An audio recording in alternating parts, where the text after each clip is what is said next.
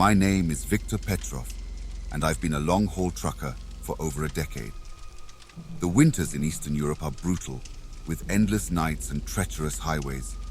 But nothing prepared me for what I encountered one fateful night in the depths of December. It was a particularly cold night, the kind where the air bites at your skin and every breath feels like shards of ice. I was driving through a remote stretch of highway, the kind of place where civilization seems like a distant memory. The road was empty, with only the occasional snow-laden tree to keep me company. As I navigated a sharp bend, my headlights caught something moving across the road. At first I thought it was a deer, but it moved too quickly and disappeared into the darkness before I could get a good look. My heart raced, and I gripped the steering wheel tighter. I tried to shake off the unease and focused on the road ahead. But then, I saw it again. A large shadowy figure darting across the highway, faster than any animal I've ever seen. This time, I caught a glimpse of its eyes, glowing, piercing through the darkness. I needed to get off the road. Up ahead, I saw a small village, its lights flickering like beacons of hope. I pulled into a rundown cafe, its neon sign buzzing intermittently. Inside, it was warm and filled with the comforting aroma of fresh coffee. The patrons were few, mostly locals who eyed me with mild curiosity. I took a seat at the counter, my nerves still on edge. The old man behind the counter, Ivan, poured me a cup of coffee. He must have noticed my shaken demeanor because he asked, "You look like you've seen a ghost, son. What brings you here?" I recounted what I had seen, expecting him to laugh it off. Instead, his face grew solemn. "You've encountered the Vovkulak," he said, his voice barely above a whisper. The chatter in the cafe died down as the locals leaned in, their expressions a mix of fear and curiosity. Ivan told me about the Vovkulak, a legendary werewolf said to roam the forests and highways during the darkest nights of winter. It was a creature of nightmares, with the body of a man and the ferocity of a wolf. Many had claimed to see it, but few lived to tell the tale. "The Vovkulak is drawn to fear," Ivan warned. "Once it marks you, it will hunt you until it claims your soul." I left the cafe, my mind racing with Ivan's words.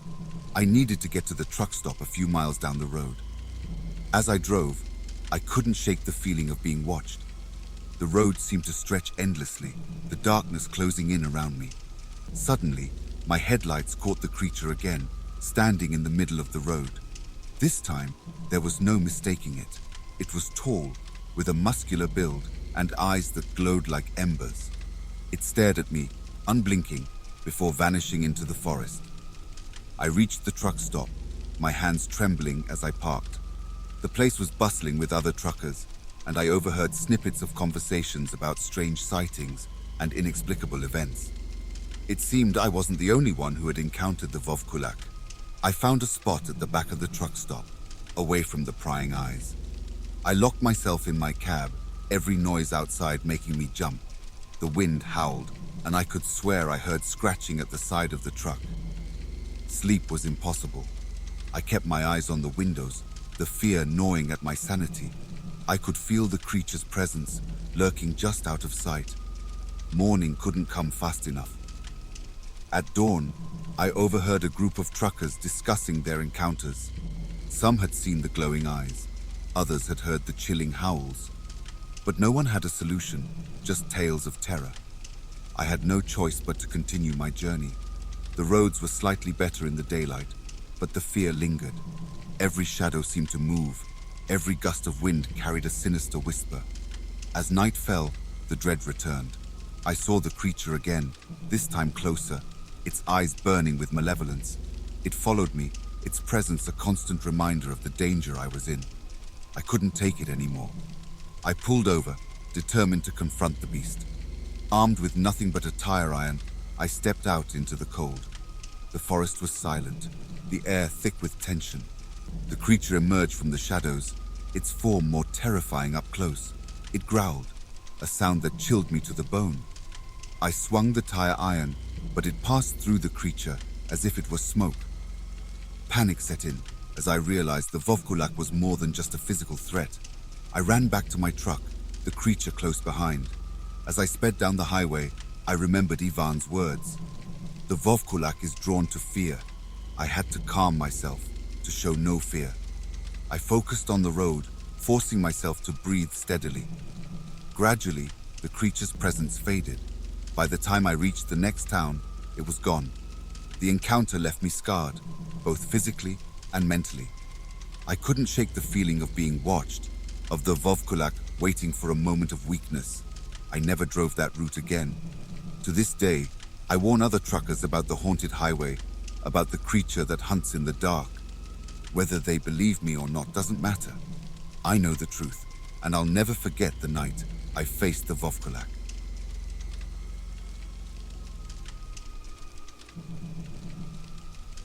My name is Max Collins, and my grandparents own a small convenience store in a quiet rural town. I've spent countless nights there, helping out and keeping them company. Over the years, I've experienced some truly bizarre and terrifying events that still haunt me to this day. It was a typical Friday night, and I was stocking shelves while my grandmother Evelyn manned the register. The store was mostly empty, save for a few regulars grabbing their usual supplies. I noticed a man I hadn't seen before, lingering near the candy aisle. He was tall, with greasy hair and a weathered face that sent a shiver down my spine. A young boy, probably no older than 8, walked into the store, his eyes lighting up at the sight of the candy. The stranger's gaze followed him, a sinister smile creeping across his face. He approached the boy, bending down to whisper something in his ear. The boy looked uncomfortable and started to back away, but the man grabbed his arm. My heart raced as I dropped the box I was holding and hurried over. "Hey, is everything all right here?" I asked, trying to keep my voice steady. The man straightened up, his smile never faltering. "Just having a chat with the kid," he said, his grip tightening on the boy's arm. I stepped closer, my hands trembling. "Let him go." For a moment, the man stared at me, his eyes dark and menacing. Then with a shrug, he released the boy and walked out of the store without another word. The boy ran to his mother, who had just entered the store, and they left hurriedly. I told my grandmother what happened, and we reported the incident to the police. They never found the man, but I couldn't shake the feeling that he would be back. A few weeks later, I was working the late shift again. It was a slow night, with only the hum of the fluorescent lights and the occasional car passing by to keep me company. I was rearranging the candy aisle when I heard a soft thud behind me. I turned around to see a chocolate bar lying on the floor. I frowned, knowing I had just stocked that shelf and everything was in place. I picked it up and put it back, but as soon as I turned my back, it fell again. Goosebumps prickled my skin. I put the bar back on the shelf, but this time I stood and watched. For a few moments, nothing happened. Then, as if an invisible hand had pushed it, the chocolate bar slid off the shelf and landed on the floor. I backed away, my heart pounding. I didn't believe in ghosts, but something was definitely off. I grabbed my phone and took a video of the shelf, hoping to catch whatever was happening. The bar fell again, but nothing seemed to be touching it. I showed the video to my grandmother, who just shook her head. "This place has always been strange," she said. "Just be careful, Max." Not long after that, I was in the storage room, sorting through inventory. It was a cluttered space, filled with shelves of supplies and stacks of crates. I was focused on my task when I heard a loud crash behind me. I turned to see one of the crates had toppled over, its contents spilling across the floor.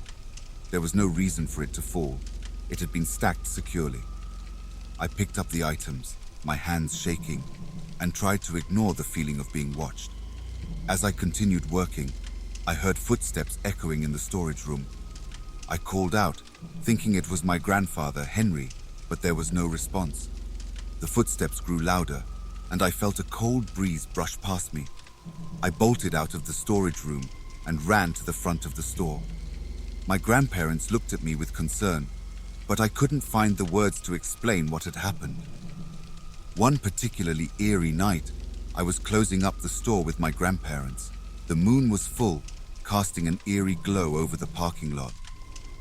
As we were about to lock the doors, a low growl echoed from the darkness. We turned to see a large, shadowy figure emerging from the woods. It was a werewolf, its eyes glowing a menacing yellow, its fur matted and dirty. It growled again, its fangs bared as it approached the store. My grandmother screamed, and my grandfather grabbed a broom, brandishing it like a weapon. The werewolf lunged, but then something incredible happened. Out of nowhere, another werewolf appeared, tackling the first one to the ground. They fought viciously, snarling and snapping at each other. The new werewolf was smaller but more agile, and it quickly gained the upper hand, chasing the other into the woods. We stood there, stunned, as the second werewolf turned to us. It didn't attack. Instead, it simply looked at us with sad, intelligent eyes before disappearing into the night. The final and most terrifying experience happened just a few nights later. I was alone in the store, my grandparents having gone home early. I was counting the cash register when the doorbell chimed. A man walked in, his face obscured by a hood. He moved quickly, pulling out a knife and demanding the money from the register. I tried to stay calm as I handed over the cash, but my mind was racing. Just as the man was about to leave, the door burst open, and the werewolf, the one that had saved us before, charged in. It tackled the man, knocking the knife from his hand. The werewolf growled menacingly, pinning the man to the floor. I called the police, and they arrived just in time to arrest the would-be robber. The werewolf disappeared once again, leaving us to wonder about its true nature. These experiences left a mark on me, forever altering my perception of the world. I still work at the convenience store, but every night I remain vigilant, knowing that the supernatural and the sinister are never far away. To this day, I wonder about the werewolf that saved us. Was it a guardian? A cursed soul seeking redemption? Whatever it was, I'm grateful. It taught me that in the darkest of times, even the most fearsome creatures can become protectors. Some nights, when the wind howls and the shadows lengthen, I think about the werewolf. I hope it's out there, protecting others just as it protected us. Because in this world, you never know what nightmares might come true.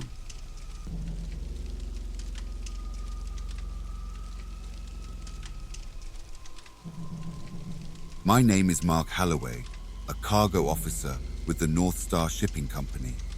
I've been assigned to some of the most treacherous routes in my career, but none more infamous than the route of death through the Bermuda Triangle. Many of my colleagues spoke of strange and terrifying experiences on this route, but I dismissed their stories as superstitious nonsense.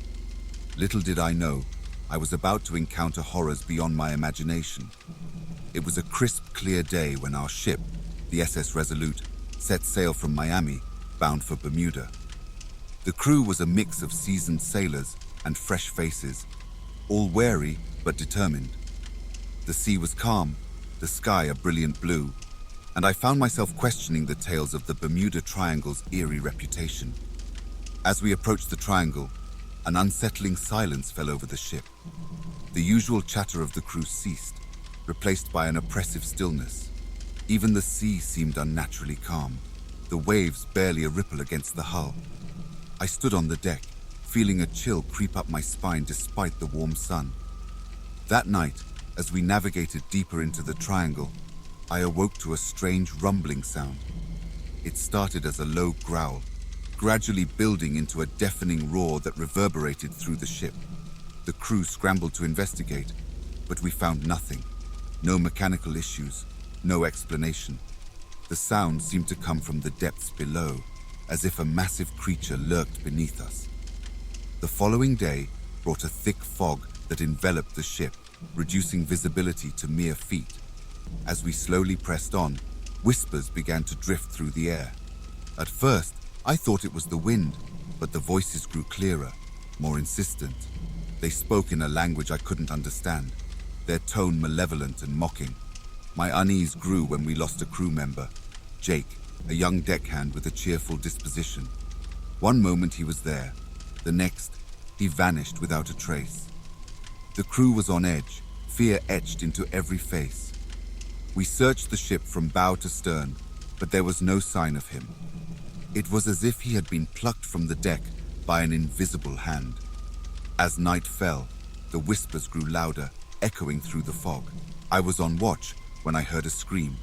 Rushing to the source, I found another crew member, Tom, struggling against an unseen force. His eyes were wide with terror, his hands clawing at the air. Before we could reach him, he was dragged into the mist, his screams fading into the darkness. We gathered on the bridge, a sense of dread hanging over us. The captain, a stoic man named Captain Reynolds, tried to maintain order, but even he couldn't hide his fear. "Stay together," he commanded. "No one goes anywhere alone." The next morning, we found Tom, or rather something that looked like him. He staggered onto the deck, his eyes glazed and empty. His movements were jerky, unnatural, as if he was a puppet on strings. When he spoke, it was in a guttural voice that sent chills down my spine. "Leave this place," he growled, "or suffer the same fate." Before we could react, he lunged at us with inhuman strength, his eyes glowing with a malevolent light. It took the combined effort of several crew members to subdue him, tying him down in the ship's infirmary. With Tom restrained, we gathered to discuss our next move. The captain decided to continue on our course, hoping to escape the triangle's grip. But as night fell, the fog thickened, and the whispers returned, more insistent than ever. I was on deck when I saw it. A massive creature, part human, part beast, lurking just beyond the fog. Its eyes glowed an eerie yellow, and its body was covered in matted fur. It was a werewolf, unlike any I had ever imagined.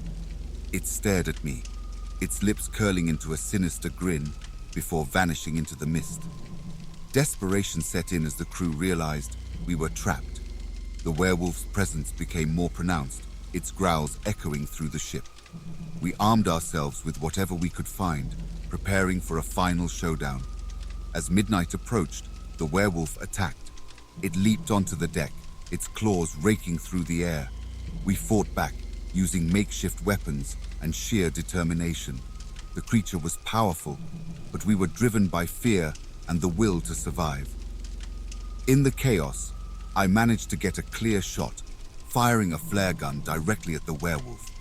The creature howled in pain as the flare ignited its fur and it retreated into the fog, leaving us battered but alive. With the werewolf gone, the fog began to lift and the whispers faded. We resumed our course, hearts pounding with the lingering fear of the encounter. Tom remained possessed, his eyes filled with a haunting emptiness, but the threat seemed to have passed. As dawn broke, we crossed the boundary of the Bermuda Triangle, the sea returning to its usual rhythm. The crew was exhausted, but there was a sense of relief that we had survived the ordeal.